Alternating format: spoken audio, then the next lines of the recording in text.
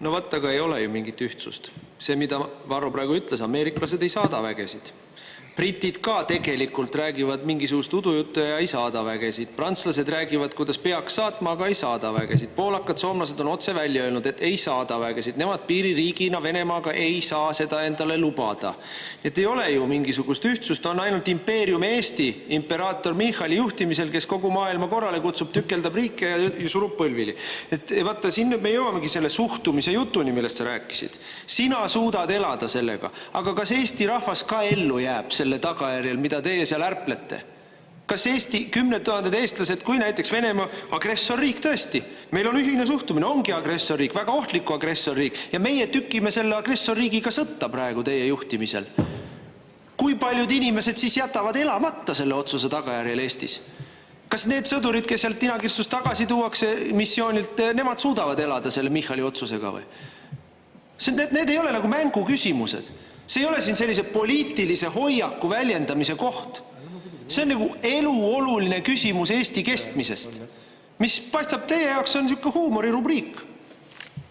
Meie jaoks ei ole. Meie jaoks ei ole.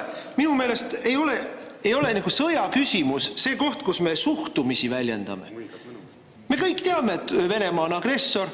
Me kõik toetasime põhiseaduse muudatust. Meie fraktsiooni suhtumine oli selline, et ei tee kompromissi siin nende hallipassilistega, nii et me kõik teame seda suhtumist.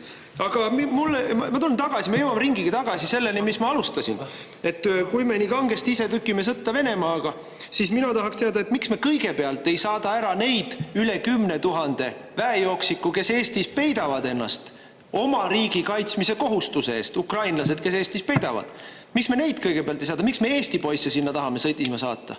See on esimene küsimus ja teiseks... Jaa, aga praegu on ajakriitiline. Martin Helme, et ma ei saa teile anda rohkem aega. Ainus piiririik, kes tahab sõtta. Aitäh, Martin Helme, et ma ei saa rohkem teile aega anda. Härra peaminister, palun. Jaa, aitäh.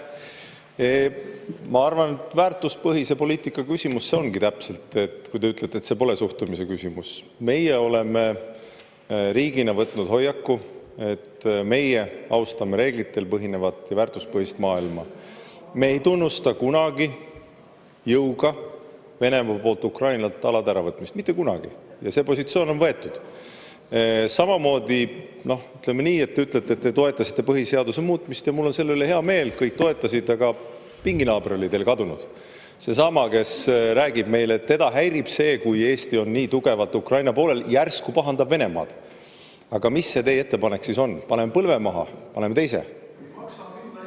Eesti on NATO riik, Euroopa Liidu riik ja me oleme oma julgeolekupartneritega koos ka välismissioonidel, kutseliste kaitseväelastega ka praegu. Aitäh!